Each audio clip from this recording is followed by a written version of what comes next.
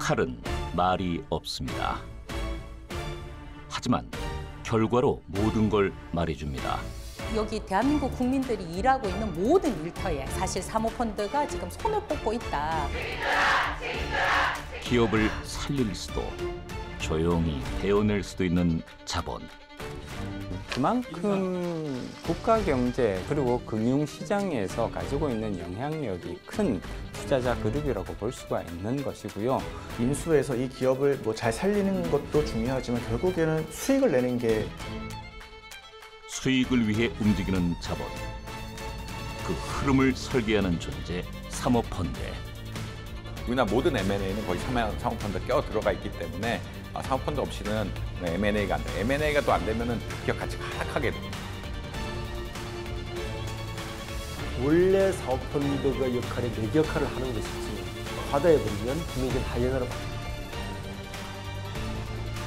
기업을 살리고 죽이는 양날의 검 사모펀드. 대형마트 홈플러스에 대한 기업 회생 절차 개시가 결정됐습니다. 최근 홈플러스의 실적이 개선되는 상황에 벌어진 일이라서 충격을 주고 있습니다. 국내 대형마트 업계 2위인 홈플러스가 창립 27년 만에 기업 회생 절차를 밟게 되면서 큰 충격을 주고 있습니다. 홈플러스는 최근 신용 등급 하락으로 인한 잠재적 자금 위기에 선제적으로 대응하기 위해 기업 회생에 돌입했다고 밝혔지만 이례적이고 기습적이라는 의혹이 제기됐습니다. 저희가 갑작스러운 신용등급 하락 때문에 생긴 단기 유동성에 대한 대비 차원에서 신청을 했다고 보시면 될 것 같습니다. 영업엔 지장 없습니다. 신청 자체는 이례적인 건 아니죠. 근데 좀 시기가 너무 이례적이라는 겁니다. 홈플러스는 2월 28일 신용등급이 강등됐는데 3월 4일 기습적으로 기업 회생 신청을 했거든요. 이게 현실적으로 가능하냐의 문제가 있습니다. 왜냐하면 기업 회생을 신청하고 싶다고 해서 내일 당장 신청할 수 있는 건 아니거든요.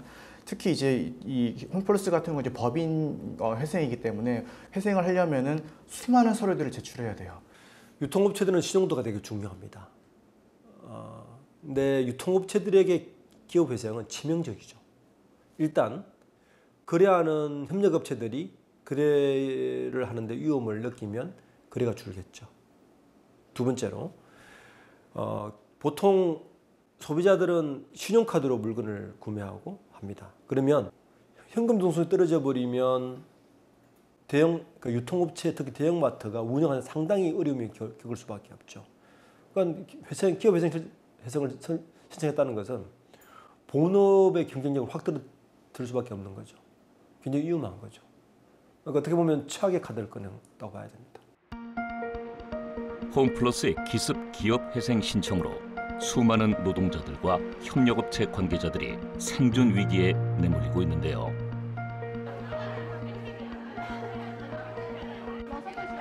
민주노총 마트산업노조는 약 10만 명 이상의 노동자 생존권이 위협받는 상황이라며 무책임한 경영을 비판하고 나섰습니다. 도대체 우리가 무엇을 잘못했길래 이토록 힘겹게 살아야만 합니까? MBK는 도대체 무엇 때문에 우리들의 목숨과도 같은 홈플러스를 파괴하려고 합니까? 홈플러스 회생 MBK가 책임져라! 책임져라! 책임져라! 책임져라! 홈플러스는 기업 회생 절차 신청 직전 신용등급 하락을 알고도 마지막까지 채권을 발행했다는 의혹도 받고 있는데요.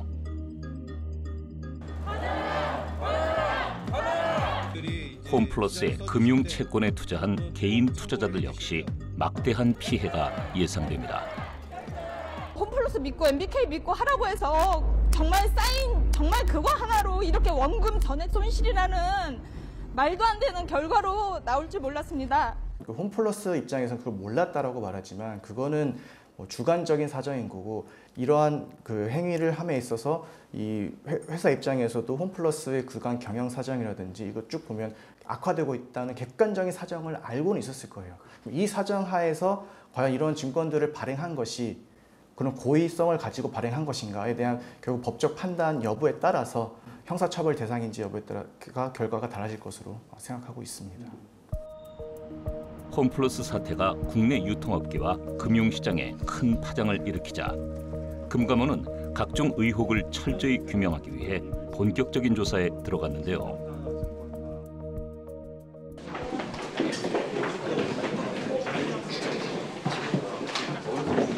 최대주 MBK 파트너스의 책임이 가장 크다고 생각하고 여기 있는 의원님도 홈플러스 대주주인 MBK 파트너스 김병주 회장은 결국 사죄 출연을 결정했습니다. 사죄 출연 얼마나 해야 된다고 생각합니까? 부회장의 소신으로 답변해 보십시오. 송구합니다. 제가 대답드리긴 2조 2천억입니다. 이걸 국민 세금으로 9천억 메꾸고 뭐 메꾸고 이렇게 해야 될 형편이 아니지 않습니까? 이러니 국민들이 볼 때 뭐를 해줘두고 사모펀드 자체에 대한 욕을 먹고 그거 관리 못하는 감독에 대해서 관리감독 기관에 대해서 뭐라고 하고 법적인 문제 없다고 또 그거 빠져나가고 이게 악순환되는 거 아닙니까? 홈플러스 대주주인 사모펀드 MBK 파트너스는 아시아 최대 규모의 사모펀드 운용사 중 하나인데요. 이번 홈플러스 사태로 MBK 파트너스의 경영 방식에 대한 비판이 확산되면서 사모펀드 전체를 향한 비난의 화살이 거세지고 있습니다.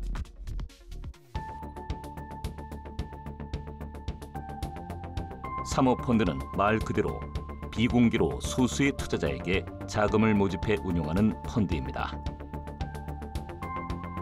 일반적으로 펀드를 운용하는 운용사 GP와 자금을 출자하는 LP로 구성되었습니다.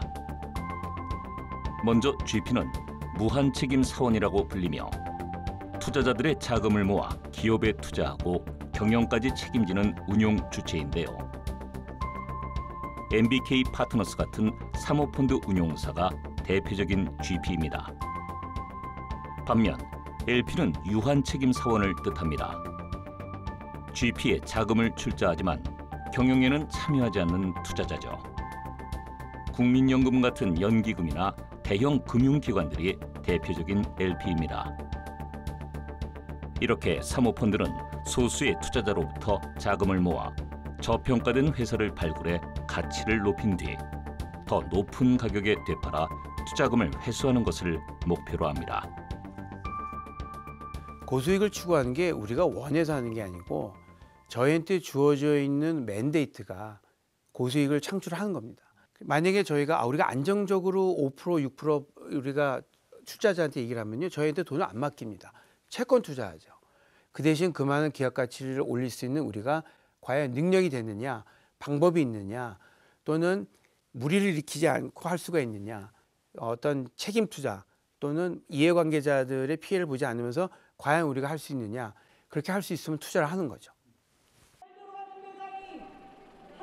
하지만 MBK는 2015년 홈플러스를 약 7조 2천억 원에 인수하며 그중 5조 원 가량을 홈플러스 명의로 대출받는 LBO 방식으로 조달했는데요.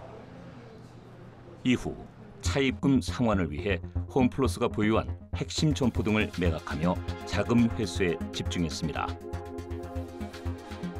이는 기업의 장기 성장보다 자산 매각을 통한 빠른 수익 실현에 방점이 찍힌 운영 방식이었다는 지적도 나오고 있습니다. 이처럼 돈을 빌려 기업을 인수한 뒤 인수한 기업의 수익이나 자산 일부를 활용해 차입금을 상환하는 레버리지 바이아웃, 즉 차입 매수 방식은 사모펀드의 대표적인 기업 인수 전략 중 하나입니다. 원래 주주가 갖고 있는 자본보다 더 많은 돈을 외부에서 차입을 한 거예요. 자, 이렇게 해서 이제 M&A를 했으니까 당연히 M&A를 해서 이 기업을 샀으면 이 기업의 주인은 뭘 하고 싶겠어요? 당장 빚부터 갚고 싶겠죠. 빚을 갚아야 남는 돈을 자기들이 수익을 가져가야 되니까. 원래 사모펀드가 역할은 뭐냐면 그 기업의 본연의 가치를 높여서 비싸게 팔아서 차익을 남기는 구조인데, 이 본연의 가치는 놓쳐버리고 M&A한 이 기업의 자본을 이용해서 부채를 갖고 그렇게 자기들 피해를 최소화시키면서 돈을 벌려고 하니까 문제가 발생한 거죠.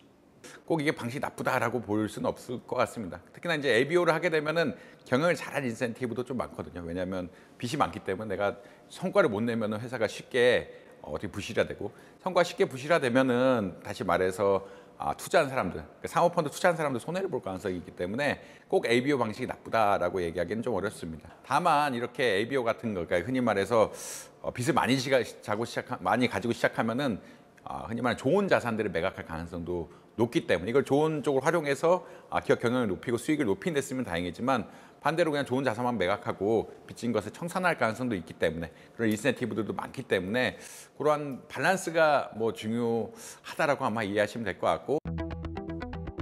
MBK 외에도 최근 잡음이 끊이지 않는 국내 토종 사모펀드 운용사가 있습니다. 지난 2021년 글로벌 골프 브랜드 테일러메이드를 인수하며 주목을 받았던 센트로이드 인베스트먼트 파트너스입니다. 센트로이드는 지난 2017년 소프트웨어 개발업체 S사를, 2019년 화학재료 생산업체 K사를 각각 다른 프로젝트 펀드를 조성해 인수했습니다. 센트로이드는 S사를 100% 소유한 사모펀드 운용사 GP이면서 동시에 투자자 LP로도 참여했습니다. 현재 S사의 사내이사 총 3명은 모두 센트로이드 소속인데 특히 양사의 대표이사는 동일인입니다. K사 역시 사내이사 총 5명 가운데 4명이 센트로이드 소속입니다. S사와 K사 양사 경영상 판단에 센트로이드는 사실상 절대적 영향력을 가졌습니다. 그런데 S사는 센트로이드가 인수한 이듬해인 2018년부터 적자로 전환했고 2021년부터는 완전 자본 잠식 상태에 빠졌습니다. K사는 인수 이후 2자릿수 흑자를 기록했지만 2023년 101억 원 적자를 기록하며 적자로 전환한 상태입니다. 그런데 심각한 위기에 빠진 S사에 K사는 97억 원을, 센트로이드는 73억여 원을 각각 빌려줬습니다. 2023년 말 기준입니다. 채무 불이행 위험이 크고 사업상 시너지 효과도 기대하기 어려운 S사에 K사가 빌려주는 방식으로 자금을 돌려막은 것은 문제라는 지적이 나왔습니다.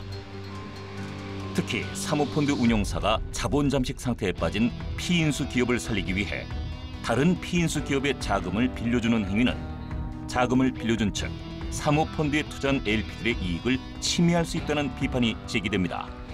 투자한 분들을 대리해서 적정한 기간에 빨리 조정을 해서 좀 차익을 남게 팔아서 그 수익을 투자한 분들에 나눠주는 게 목적인 거지. 그 기업에 경영을 하는 순간 남의 돈을 가지고 내가 그 기업 오너처럼 아마 경영하게 될 겁니다. 그러면 편법을 쓰게 되는 거죠. 그러니까 이것도 내가 경영하고 이것도 내가 경영하니 여기 있는 돈을 여기 잠깐 쓰는 게 뭐가 문제가 돼? 상당히 문제가 됩니다. 이건 법인 하시는 분들이 이런 게 이제 배임이라는 거예요. 이에 대해 센트로이드 측은 언론 보도에서 이렇게 주장했습니다. 법적으로 개별 펀드 내 포트폴리오사 간의 자금 거래에는 LP 동의가 필요 없고 S사와 K사 각각 경영상의 판단을 내려 자금을 거래했을 뿐이다. K사는 유휴 자금을 S사에 빌려주고 이자 수익을 내며 정상적으로 거래했다. S사는 채무 이행 계획에 따라 착실히 차입금을 갚고 있어 채무 불이행 위험도 없다. 센트로이드는 올해 초 2021년 인수한 테일러메이드를 매각하는 과정에서도 논란의 대상이 됐습니다. 사모펀드에 출자한 주요 LP인 패션기업 FNF가 합의 위반이라며 반발하고 나섰기 때문입니다. 테일러메이드 인수 당시 센트로이드는 FNF에 테일러메이드의 포괄적 경영 사항에 대해 사전 동의권을 줬는데 센트로이드가 매각 추진 과정에 아무런 동의도 받지 않았다는 것입니다. 지금의 사태를 분명하게 이해하기 위해서는 그 투자 유치 시점인 2021년으로 돌아가 볼 필요가 있습니다. 당시 투자 유치를 하기 위해서 찾아온 센트로이드에 대해서 저희는 경영권 인수가 목적이다. 경영권 인수되지 않는 한 투자하지 않겠다. 분명히 밝혔고 딜 마감이 좀 가까워 오자 센트로이드가 다시 한번 찾아왔고 그때도 여전히 저희는 경영권 인수가 목적이다. 분명히 말했고 이제 마감 시간이 임박하니까 센트로이드가 제안한 것이 합의서를 통해서 그 경영 사항에 대해서 사전 동의권을 부여하겠다. 이에 대해 센트로이드 측은 FNF와 합의한 것은 포괄적이 아닌 제한된 동의권이었기에 테일러메이드 매각과 관련해 FNF의 동의는 필요 없다는 주장을 펼치고 있습니다. 사전 동의권 부여 사실은 반드시 다른 LP들에게도 알려야 하는데 이를 놓고서도 양사는 엇갈린 주장입니다.